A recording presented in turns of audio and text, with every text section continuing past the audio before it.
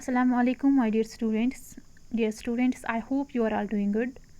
So dear student, जो previous lecture रहा था उसमें हमने यही पढ़ा था कि हम कैसे अगर हमारे पास पेयर ऑफ लीनियर इक्वेशंस हैं उसका सोल्यूशन जो वेरिएबल का वैल्यू है उसका हम कैसे निकालेंगे, दैट मीन्स द सोल्यूशन। तो हम सोल्यूशन कैसे निकालेंगे पेयर ऑफ लीनियर इक्वेशन का, वो मैंने आपको दिखाया ट्रिक से। तो जो वो ट्रिक है आई होप कि आपको वो बहुत अच्छी लगी होगी। तो आज हम पढ़ेंगे टाइप सेकंड। अगर वैसे क्वेश्चंस हैं टाइप सेकंड है यहाँ पे, तो इसमें क्या होगा, इसमें थोड़ा सा उससे डिफरेंट होगा। आप ये क्वेश्चन उससे भी सॉल्व कर सकते हैं, लेकिन यहाँ पे थोड़ा सा और इजी होगा, इसलिए मैंने ये टाइप यहाँ पे लाया है। चलो देखते हैं डियर स्टूडेंट्स यहाँ पे हमें क्या करना है। ओके, देखिएगा आपको एग्जाम में क्वेश्चन ऐसे आएगा, find the values of x and y to the pair of linear equation. दो लीनियर इक्वेशन है होगी, आपको क्या निकालना है, value of x and y. Because x और वाई यहाँ पे वेरिएबल्स हैं, तो हमें इनका वैल्यू फाइंड करना है। वो क्या होता है वो value, that is called the solution of the linear equations. तो यहाँ पे हम क्या करेंगे, आप जो मैंने मेथड दिखाया था, जो मैंने ट्रिक आपको दिखाई थी प्रीवियस लेक्चर में, आप इस क्वेश्चन को उस ट्रिक से भी कर सकते हो, लेकिन थोड़ा सा इजी होगा अगर आप ये ट्रिक यूज़ करोगे। ट्रिक क्या है, देखो डियर स्टूडेंट्स, आपको यहाँ पे ये दो लीनियर इक्वेशंस देखनी है। आपको देखना है जो यहाँ पे x और y और जो कॉन्स्टेंट्स हैं उनको आपको लेना है, उनके कोफिशिएंट्स लेने हैं आपको, फिर उनको डिवाइड करना है। अगर आपको वो सेम मिलेंगे, अगर आपको वो इक्वल आएंगे, फॉर एग्जांपल यहाँ पे x का फर्स्ट जो लीनियर इक्वेशन है उसमें x का कोफिशिएंट है 5, सेकेंड में क्या है 6, तो ये क्या बना, हमें उसका रेशियो लेना है, दैट इज़ 5/6। अगर वो इक्वल टू बना जो y का कोफिशिएंट है या कॉन्स्टेंट का जो रेशियो है, अगर वो इससे बराबर बना, तो वो देखिएगा किसके बराबर बनेगा, क्या 7/2 के बराबर बनेगा, यहाँ पे -2 है, नहीं। तो हम यहाँ पे ये कॉन्स्टेंट्स देंगे, ये है 10/12। तो अगर हम 10/12 को यहाँ पे क्रॉस यहाँ पे कैंसिलेशन करेंगे, दैट इज़ 2 5 और 10, 2 6 और 12, तो क्या वैल्यू आया 5/6। तो यहाँ पे क्या मिला आपको, जो x के कोफिशिएंट्स का रेशियो है वो बराबर आया जो कॉन्स्टेंट्स का रेशियो है, इजंट इट, ये आपको इक्वल आया। फिर आपको क्या देखना है, जो आपको यहाँ पे इक्वल आया उसको छोड़ के जो यहाँ जिस कोफिशिएंट्स ने यहाँ पे टेक पार्ट नहीं किया, तो यहाँ पे y की जो कोफिशिएंट्स हैं उनका रोल यहाँ पे प्ले आउट नहीं हुआ, तो वो कौन सा उसका वेरिएबल क्या है, दैट इज y। तो आपको क्या करना है, y को खुद ही 0 लेना है, y का वैल्यू 0 मिलेगा, है ना इजी। तो यहाँ पे जिस कोफिशिएंट के जो कोफिशिएंट यहाँ पे हैं, जो उसका वहाँ पे वेरिएबल होगा, दैट इज़ हियर y, उसने कोई टेक पार्ट यहाँ पे नहीं किया है, तो उसको आपको क्या वैल्यू लेना है, 0, that is y is equal to 0 here. तो आपको यहाँ पे सीधे y 0 के बराबर आया। अब आपको x का वैल्यू चाहिए, तो ये y का वैल्यू आप किसी भी इक्वेशन में दो, जो यहाँ पे ये इक्वेशंस हैं, दो इक्वेशंस हैं, आप किसी भी इक्वेशन में दो, आपको वहाँ पे x का वैल्यू निकलेगा। तो यहाँ पे मैंने y का वैल्यू 0 दिया है, किसी भी इक्वेशन में मैंने अब ये इक्वेशन ली है 5x + 7y = 10, y का वैल्यू क्या है 0, तो ये बनेगा ये टर्म 0 के बराबर। यहाँ पे क्या बचा, 5x = 10, आपको यहाँ पे 5 1 और 5 5 2 और 10, x का वैल्यू क्या निकला 2। तो है ना इजी डियर स्टूडेंट्स, प्लीज़ मुझे कमेंट सेक्शन में बताना क्या ये इजी है उस ट्रिक से। लेकिन ये कहाँ पे अप्लाई होगा, जहाँ पे आपको दो रेशियोज इक्वल आ जाएंगे। ओके, चाहे y के कोफिशिएंट्स के रेशियोज या कॉन्स्टेंट्स, चाहे x के रेशियोज या कॉन्स्टेंट्स, ये आपकी वहाँ पे आपको क्वेश्चन में जो होगा वैसे आपको करना है। तो नेक्स्ट क्वेश्चन देखेंगे इसी के रिलेटेड। यहाँ पे दो लीनियर इक्वेशंस हैं, 9x + 4y = 12, 7x + 3y = 9। तो यहाँ पे आपको दो पेयर ऑफ लीनियर इक्वेशंस हैं, आपको पहले क्या लेना है, रेशियो किसका, पहले x वेरिएबल का, देन y वेरिएबल का, देन कोफिशिएंट कॉन्स्टेंट्स का। यहाँ पे x का वेरिएबल क्या है, जो एक्स वेरिएबल है उसका कोफिशिएंट क्या है, एक का 9 डिवाइड बाई 7। तो ये देखिएगा y का कोफिशिएंट 4/3, तो y का कोफिशिएंट 4/3 है। कॉन्स्टेंट्स क्या है, 12/9। क्या यहाँ पे होगा ना कैंसिलेशन, 3 4 आर 12, 3 3 आर 9, तो ये भी 4/3 के बराबर आया। लेकिन ये 9/7 ये तो मिलेगा ही नहीं कभी 4/3 के बराबर। इट मीन्स यहाँ पे आपको जो y वेरिएबल का कोफिशिएंट और कॉन्स्टेंट्स जो हैं वो वैल्यूज़ आपको उनका रेशियो आपको सेम मिला है ना। यहाँ पे 4/3 is equal to 4/3, they are equal. लेकिन यहाँ पे किसने अब टेक पार्ट नहीं किया, x के कोफिशिएंट्स ने। तो आपको क्या करना है, उसको सीधे 0 के बराबर लेना है। इट मीन्स यहाँ पे x का वैल्यू क्या होगा, 0। अब आपको क्या करना है, ये जो यहाँ पे x का वैल्यू 0 निकला उसको किसी भी इक्वेशन में यहाँ पे दो, आपको y का वैल्यू निकलेगा। तो ये मैंने फर्स्ट इक्वेशन में दिया 9 × 0 + 4y इज इक्वल टू 12। आपको यहाँ पे y का वैल्यू आया दैट इज़ 4 1 आर 4 4 3 आर 12। क्यों, यहाँ पे कैंसिलेशन होगी बिकॉज बीच में इज इक्वल टू है। तो यहाँ पे y का वैल्यू 3 निकला। आई होप आपको ये अच्छे से समझ आया। उसके बाद नेक्स्ट क्वेश्चन देखिएगा उसी ट्रिक की रिलेटेड। सी पार्ट यहाँ पे है 3x + 7y is equal to 2 and second linear equation is 4x + 21y is equal to 6। यहाँ पे दो लीनियर इक्वेशन गिवन है, आपको x और y का वैल्यू निकालना है।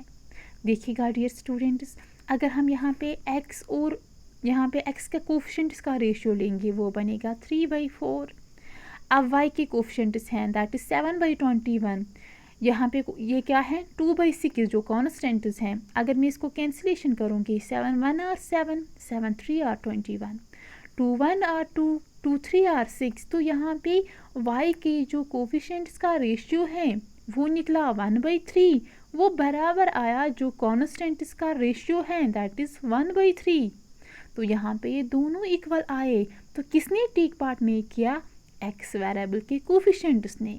तो ये आपको क्या करना है, 0 के बराबर लेना है।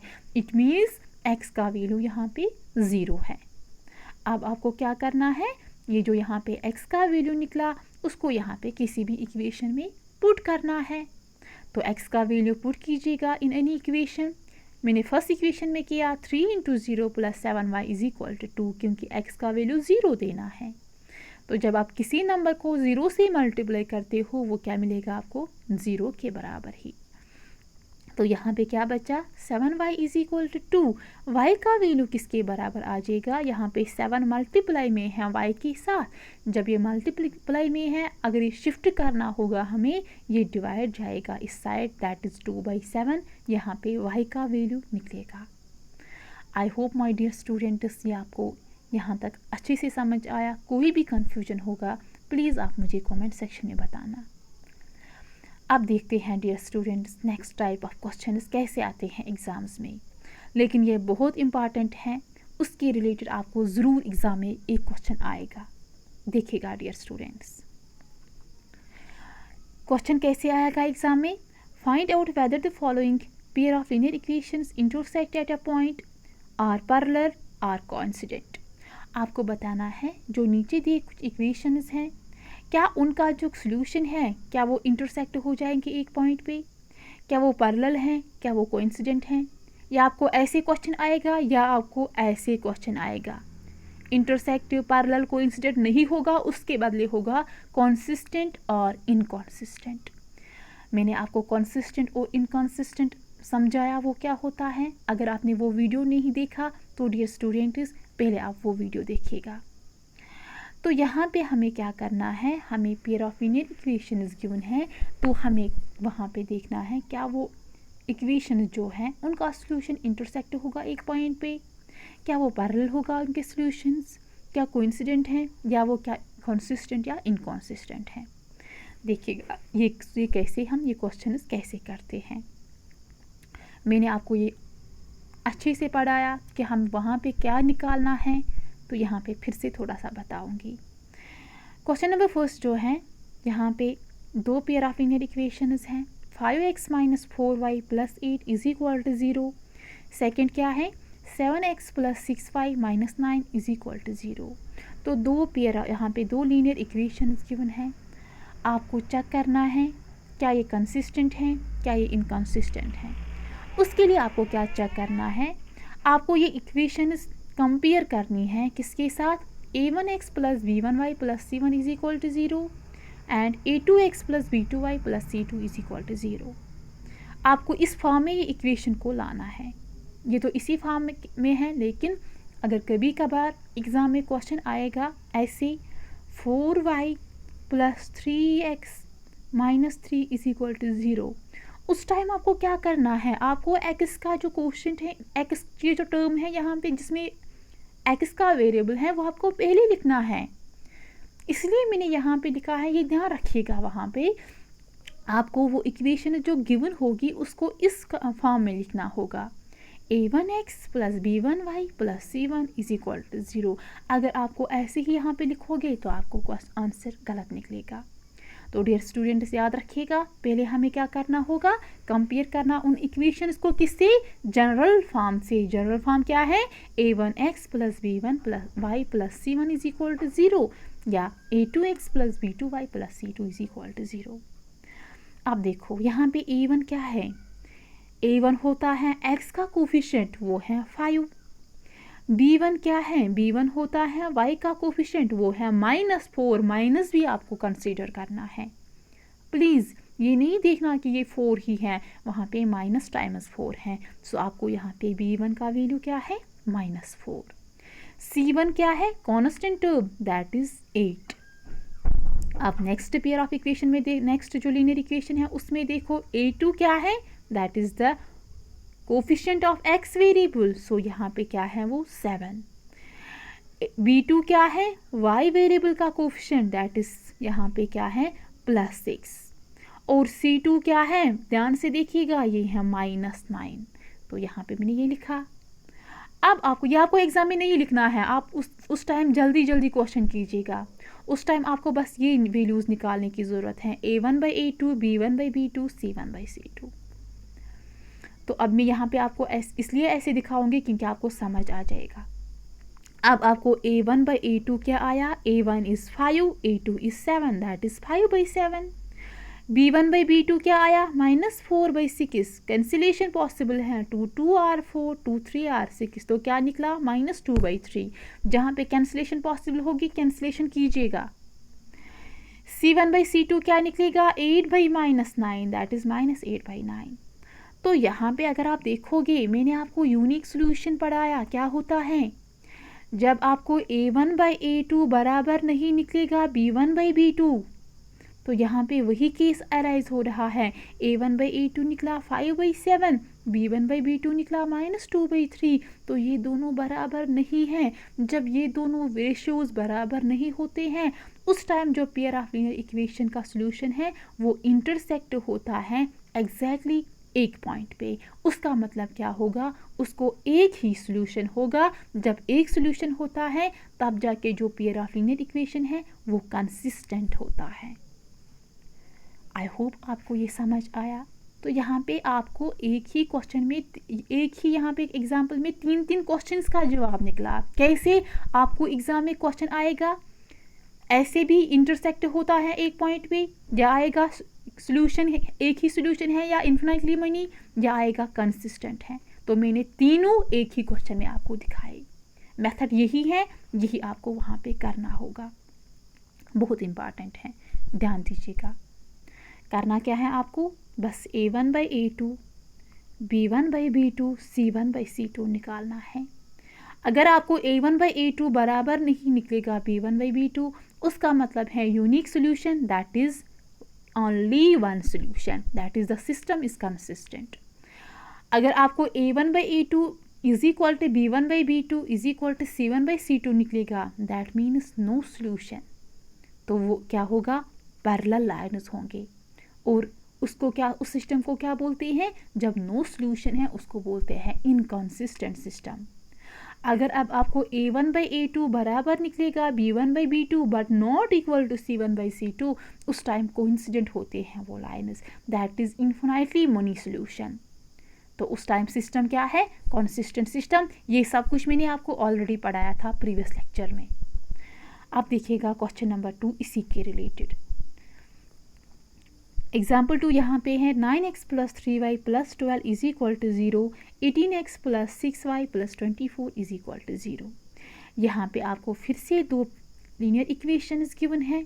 आपको क्या करना है, आपको बताना है क्या उनका यूनिक सोल्यूशन है, क्या वो इंटरसेक्ट हो, क्या वो उनके इन्फिनाइटली मेनी सोल्यूशन है, क्या वो उनके नो सोल्यूशन है, या कंसिस्टेंट या इनकॉन्सिस्टेंट।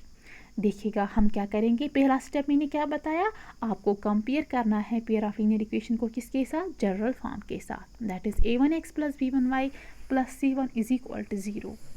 तो यहाँ पे मैंने किया है, ये उसी के फॉर्म में है तो टेंशन नहीं लेना है। अब आपको यहाँ पे a1 निकालना है। a1 क्या है, फर्स्ट इक्वेशन जो है यहाँ पे फर्स्ट लीनियर इक्वेशन जो है उसको जो x का वेरिएबल है उसका कोफिशिएंट लेना है, that is a1 here is 9। b1 dear students क्या है, y वेरिएबल का कोफिशिएंट दैट इज 3, c1 है कांस्टेंट टर्म दैट इज 12। अब यहाँ पे देखो a2 है x वेरिएबल का कोफिशिएंट सेकंड इक्वेशन का दैट इज 18, b2 है y वेरिएबल का कोफिशिएंट दैट इज 6, c2 क्या है 24। अब आपको क्या करना है, a1/a2 निकालना है, वो क्या आएगा 9/18। कैंसिलेशन पॉसिबल है ना, तो कैंसिलेशन कीजिएगा। 9 1 और 9, 9 2 और 18, तो a1/a2 का वैल्यू क्या आया 1/2। b1/b2 क्या आया यहाँ पे, b1 हियर इज 3, b2 है 6, दैट इज 3/6, 3 1 और 3 3 2 और 6, तो ये आया b1/b2 दैट इज 1/2। अब c1/c2 निकालेगा, c1 यहाँ पे है 12, c2 है 24, दैट इज 12/24, 12 1 और 12, 12 2 और 24, दैट इज 1/2। तो यहाँ पे आपको क्या मिला, a1/a2 बराबर मिला b1/b2, वो बराबर मिला c1/c2। यहाँ पे ये तीनों वैल्यूज आपको बराबर आए, उसका मतलब क्या होता है, जो given pair of linear equation है वो कोइंसिडेंट है, दैट इज़ वहाँ पे आपको एक ही लाइन पे सेकंड इक्वेशन का भी ग्राफ पड़ेगा, तो वो एक ही लाइन पे हो जाएंगे। इट मीन्स वहाँ पे इन्फिनाइट नंबर ऑफ सॉल्यूशंस हैं। जब इन्फिनाइट नंबर ऑफ सॉल्यूशंस होते हैं उस टाइम जो पेयर ऑफ लीनियर इक्वेशन है वो क्या है, consistent. Okay dear students, I hope आपको ये क्वेश्चन समझ आया। ओके डियर स्टूडेंट्स, उसके बाद है नेक्स्ट क्वेश्चन उसी के रिलेटेड। देखिएगा 6x - 3y + 10 is equal to 0 and 2x - y + 9 is equal to 0। यहाँ पे फिर से आपको दो लीनियर इक्वेशंस गिवन है। आपको क्या करना है, आपको बताना है क्या इसका कंसिस्टेंट सिस्टम है ये, क्या ये इनकॉन्सिस्टेंट सिस्टम है, या क्या इसके एक सोल्यूशन है, इन्फिनाइटली मेनी सोल्यूशन है, या यूनिक सोल्यूशन या नो सोल्यूशन है। देखिएगा माय डियर स्टूडेंट्स, पहला स्टेप क्या मैंने बताया, आपको जो ये इक्वेशन गिवन है उसको कंपेयर करना है जनरल फॉर्म के साथ। जनरल फॉर्म क्या बताइएगा, a1x + b1y + c1 is equal to 0 and a2x + b2y + c2 is equal to 0।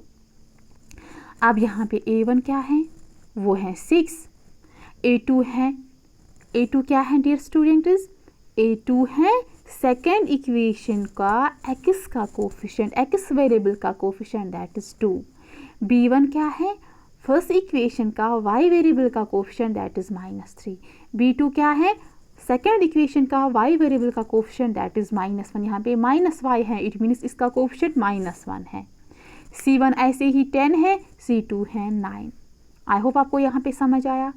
अब आपको क्या निकालना है, रेशियोज निकालने हैं, a1/a2, b1/b2, c1/c2।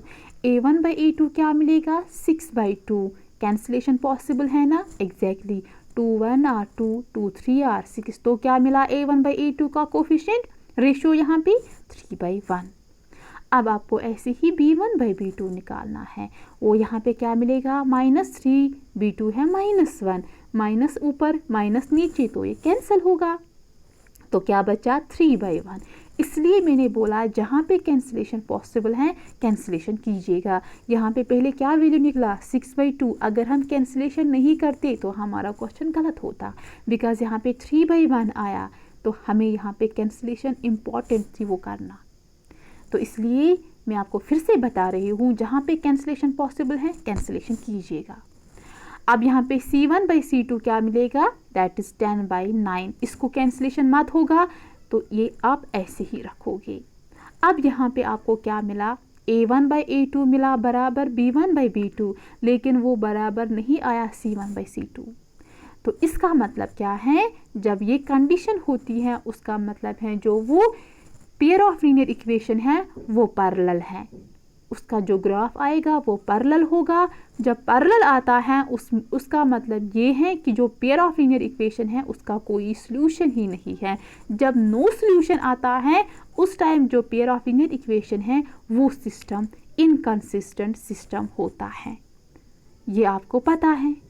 तो यहाँ पे मैंने आपको तीनों केसेस दिखाए, इनकंसिस्टेंट, कंसिस्टेंट और unique solution, no solution, infinitely many solution. तो इस बेस्ड आपको क्वेश्चन ज़रूर मिलेगा एग्ज़ाम में।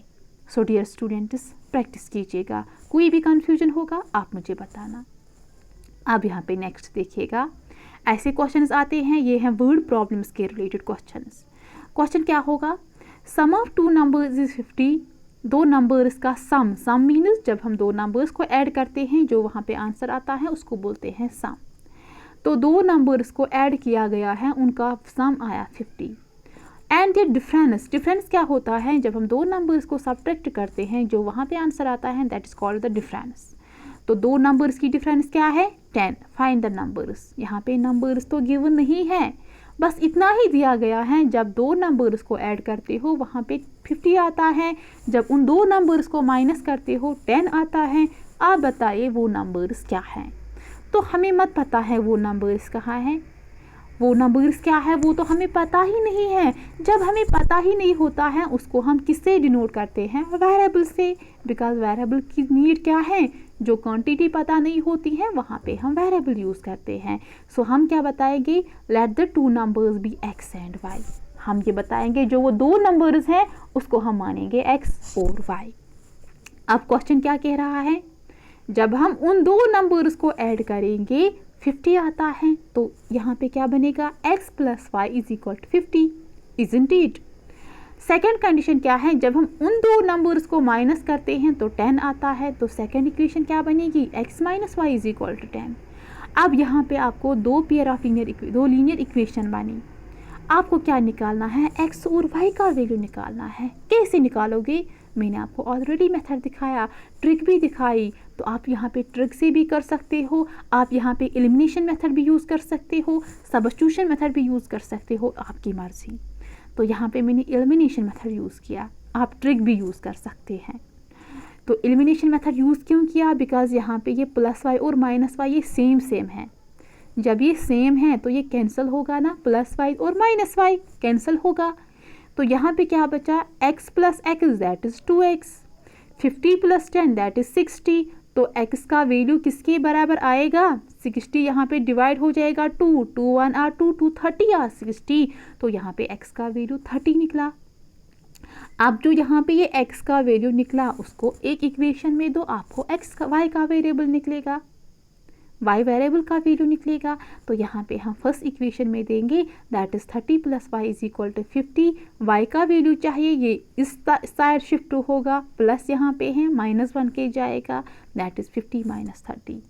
इसको सॉल्व करो, 50 को -30 करो, that is 20। So dear students, वो दो नंबर्स क्या हैं, एक है 30, दूसरा है 20। देखो अब क्वेश्चन क्या कह रहा है, जब आप इन दो नंबर्स को ऐड करते हो 50 आता है ना 50, एग्जैक्टली। जब आप इन दोनों को माइनस करते हो 10 आता है ना, तो हमारा आंसर करेक्ट है। आई होप आपको ये क्वेश्चन समझ आया। नेक्स्ट देखिएगा, A fraction becomes 1/3 when 1 is subtracted from the numerator। एक फ्रैक्शन है, फ्रैक्शन किसको बोलते हैं, जिसपे न्यूमरेटर होता है डिवाइड होता है डिनोमिनेटर। तो फ्रैक्शन होता है न्यूमरेटर बाई डिनोमिनेटर। एक फ्रैक्शन है वो बनता है 1/3 जब हम 1 सब्ट्रैक्ट करते हैं इसके न्यूमरेटर को, ऊपर वाले पार्ट को जब हम -1 करते हैं वो फ्रैक्शन का जो वैल्यू है वो 1/3 बनता है। और वो 1/4 तब बनता है जब हम 8 ऐड करते हैं उसके डिनोमिनेटर को। आप बताइए वो फ्रैक्शन क्या है। तो ये हमें पता ही नहीं है वो फ्रैक्शन क्या है, ये हमें बस इतना ही बोल रहा है जब आप 1 सब्ट्रैक्ट करते हो उस फ्रैक्शन को वो बनता है 1/3, और जब आप फ्रैक्शन को 8 ऐड करते हो वो बनता है 1/4। तो फ्रैक्शन का क्या है असली वैल्यू, वो हमें निकालना है। तो हम क्या बताएंगे, जो हमें पता नहीं है उसको वेरिएबल से डिनोट करते हैं, इजंट इट।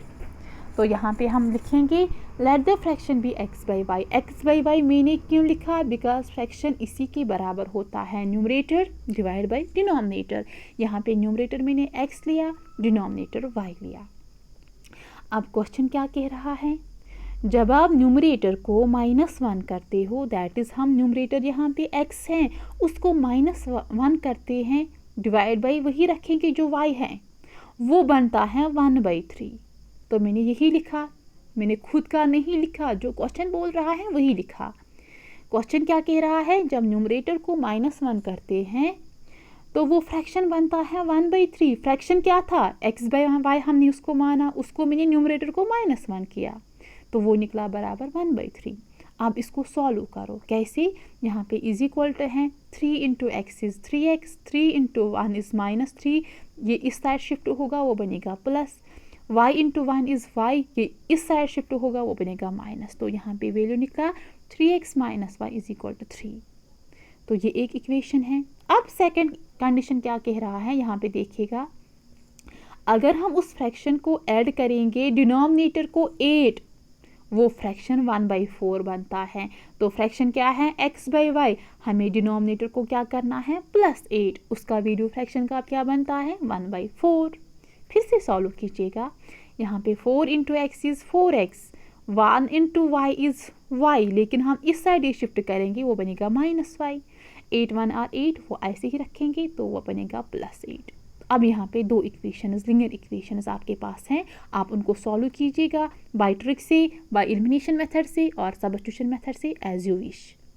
तो हम क्या लिखेंगे यहाँ पे 3x - y is equal to 3, जो पहली इक्वेशन है, और सेकेंड इक्वेशन ये है।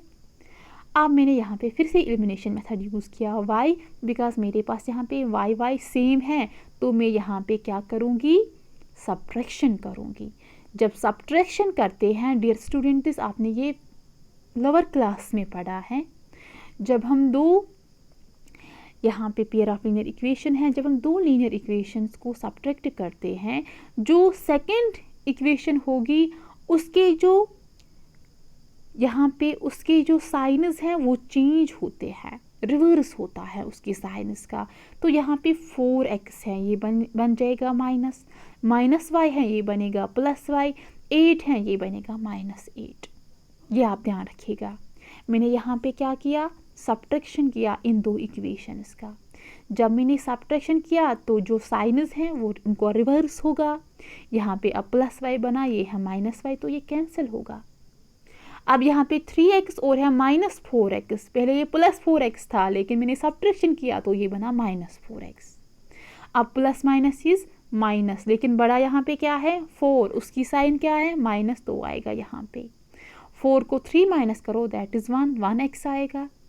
अब यहाँ पे जाओ -8 और है +3, प्लस माइनस माइनस, यहाँ पे बड़ा क्या है 8, उसका साइन क्या है माइनस, तो यहाँ पे माइनस आएगा। 8 को 3 माइनस करो वो बनेगा 5, तो यहाँ पे -x इज इक्वल टू -5 आया, माइनस माइनस कैंसल, x का वैल्यू किसके बराबर आया 5। अब आपको x वेरिएबल निकला, किसी भी इक्वेशन में पुट करो आपको y का वैल्यू निकलेगा। मैंने यहाँ पे फर्स्ट इक्वेशन में पुट किया x का वैल्यू, that is 3 into 5 -y is equal to 3, 3 5 और 15 -y is equal to 3, -y किसके बराबर निकलेगा 3, इस साइड शिफ्ट होगा 15, ये आएगा -15, -y is equal to 3 -15 is -12, minus minus cancel, y का वैल्यू क्या आया 12। अब वो फ्रैक्शन क्या बनेगा, x/y हमने रखा था ना, x का वैल्यू 5 आया, y का वैल्यू 12 आया, तो वो जो फ्रैक्शन है उसका वैल्यू 5/12 बनेगा। आई होप डियर स्टूडेंट इसे आपको समझ आया, बहुत इम्पॉर्टेंट था क्वेश्चन।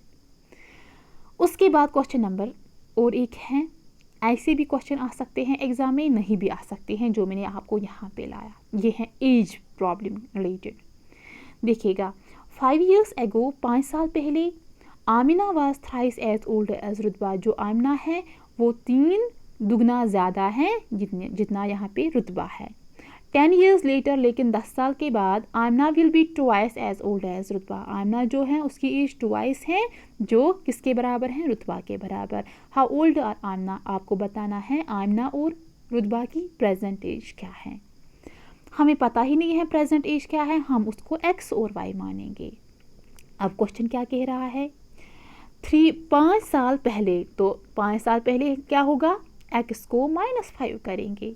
5 साल पहले आमना की एज क्या होगी, x -5, वो बराबर है थ्राइस जो रुतबा की एज है। रुतबा की एज क्या होगी 5 साल से पहले, y -5, अगर प्रेजेंट एज y है 5 साल पहले क्या होगी y -5। तो वो क्वेश्चन में क्या कह रहा है, वो 3 टाइम्स आमिना से ज़्यादा है, 3 टाइम्स जो रुतबा की एज है। तो मैंने अकॉर्डिंगली क्वेश्चन की तरफ से क्वेश्चन से लिखा, जो यहाँ पे क्वेश्चन में आपको कंडीशन कह रहा है। अब इसको सॉल्व करो, x ऐसे ही रखो -3y, तो वो 3y आएगा, इस साइड शिफ्ट करो आएगा -3y।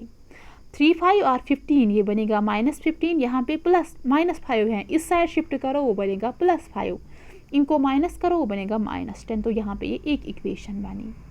अब सेकंड कंडीशन क्या कह रहा है, 10 years later 10 साल के बाद, बोलो आमिना की प्रेजेंट एज क्या होगी 10 साल के बाद, x को प्लस करेगी 10, अगर प्रेजेंट एज x है 10 साल बाद उसकी एज क्या होगी x + 10।